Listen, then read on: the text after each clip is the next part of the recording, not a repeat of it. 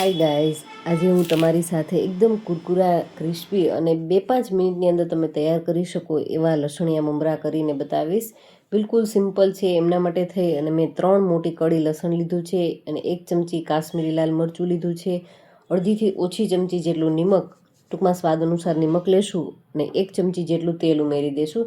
જો તેલ ઉમેરવાને કારણે શું થશે કે આપણી જે લસણ અને લાલ મરચાંની પેસ્ટ થશે ને એકદમ સરસ ફાઇન તૈયાર થશે. હવે એક કઢાઈ લેશું, એમની અંદર આપણે 1 ટેબલસ્પૂન જેટલું તેલ લઈ લેશું અને તેલને હળવું એવું ગરમ કરવાનું છે. જો વધારે ગરમ ન કરતા હળવું એવું ગરમ થઈ ગયા બાદ એમની અંદર ચપટીક હળદર પાવડર એડ કરી દઈશું અને ચપટીક હિંગ એડ કરી દઈશું. ત્યારબાદ આપણી પાસે રહેલી જે પેસ્ટ છે લસણ અને લાલ મરચાંવાળી, એ પેસ્ટ લઈ લેશું અને એમને કન્ટિન્યુ 1 મિનિટ માટે આ રીતે ચલાવીશું, જેથી કરી અને જે લસણની અંદર રહેલું જે ભેજ છે એ તેલમાં ડ્રાય થઈ જાય સારી રીતે અને સારી રીતે એ કૂક થઈ જાય, જેથી કરીને ફ્લેવર પણ સરસ આવશે અને આપણા મમરા છે લાંબુ ટાઈમ સુધી સરસ ક્રિસ્પી જ રહેશે.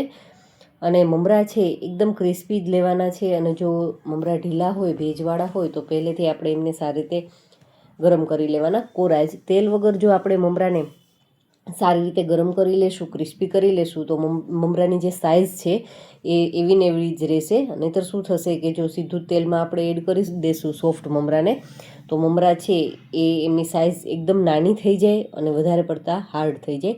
ત્યારબાદ આપણે એમની અંદર જ સીધી સેવ એડ કરી દેવાની છે ને સેવ એડ કર્યા બાદ મિશ્રણ એકદમ સારી રીતે હલાવી મિક્સ કરી લેવાનું છે. આમની અંદર જો તમને ભાવતા હોય તો મગફળીના બીજ છે એમને તળીને પણ લઈ શકાય, એમનો પણ ટેસ્ટ ખૂબ જ સારો આવે છે.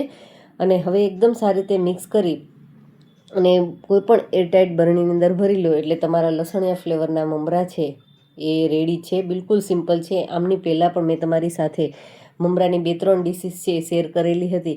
એમાં આ પાણીપુરી ફ્લેવરના મમરા છે એ તૈયાર કર્યા હતા અને 2 અલગ અલગ મમરાની ચાટ છે એ બનાવી હતી. ખૂબ જ સિમ્પલ, એકદમ ઝટપટ તૈયાર થઈ જાય એવી સરસ મજાની ચાટ છે, એ પણ તમારી જોડે શેર કરેલી હતી.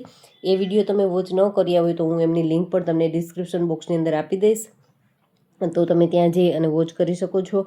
અને મિત્રો, આજનો વિડીયો તમને થોડોક પણ સારો લાગ્યો હોય ને તો વિડીયોને લાઇક ચોક્કસથી કરજો અને ચેનલને હજુ સુધી સબસ્ક્રાઈબ ન કરી હોય તો ચેનલને ચોક્કસથી સબસ્ક્રાઈબ કરી લેજો, કારણ કે સબસ્ક્રાઈબ કરવું બિલકુલ જ ફ્રી છે.